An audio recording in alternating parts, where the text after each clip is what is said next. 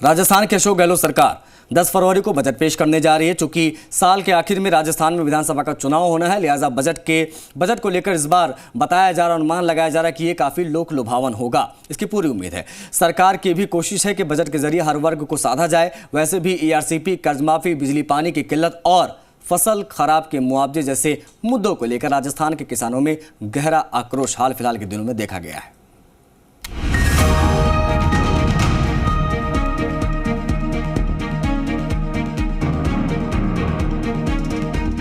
कृषि प्रधान सूबे राजस्थान की आर्थिक सेहत के लिए किसान कितने जरूरी है, इसे इस बात से समझा जा सकता है कि राजस्थान के सकल घरेलू उत्पाद यानी कि GDP में अकेले कृषि का योगदान 30% का है।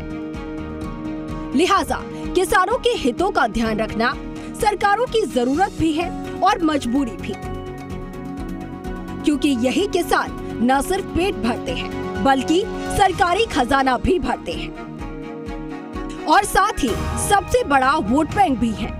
इसे ऐसे समझिए, प्रदेश की आबादी करीब 7.5 करोड़ है, जिसमें से अकेले 5 करोड़ 75 लाख लोग कृषि कार्य से अपनी आजीविका कमा रहे हैं। सरकारी योजनाओं और कृषि विभाग के आंकड़ों के मुताबिक राजस्थान में करीब 1 करोड़ 10 लाख किसान हैं और इनके परिजन और साथ काम करने वाले खेतीहर मजदूरों को मिला लिया जाए तो ये संख्या करीब 5 करोड़ 75 लाख होती है।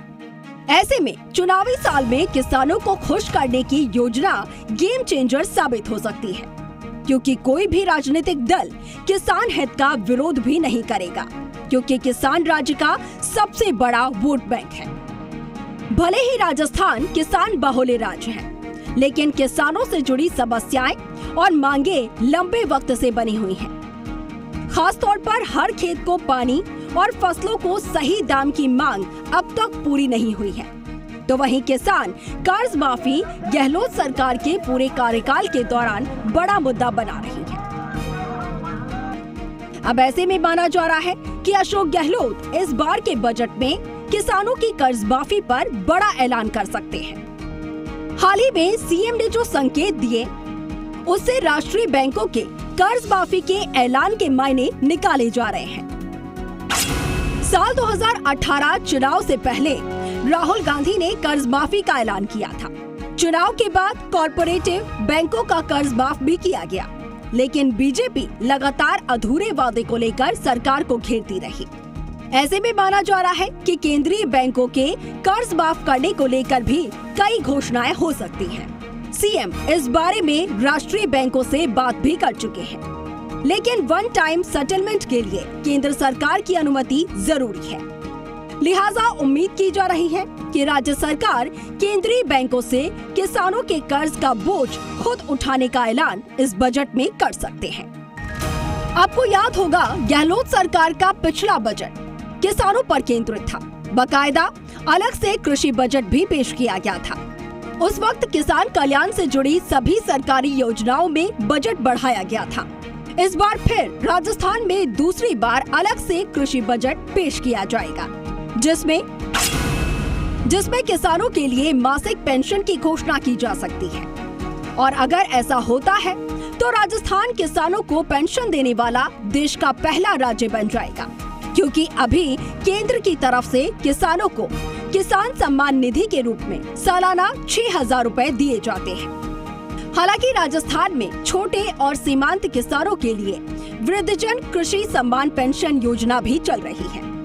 इस योजना में 18 करोड़ रुपए हर महीने खर्च हो रहे हैं और इसके तहत 2,53,551 किसानों को 750 से 1,000 रुपए मासिक बतौर पेंशन दिए जाते हैं।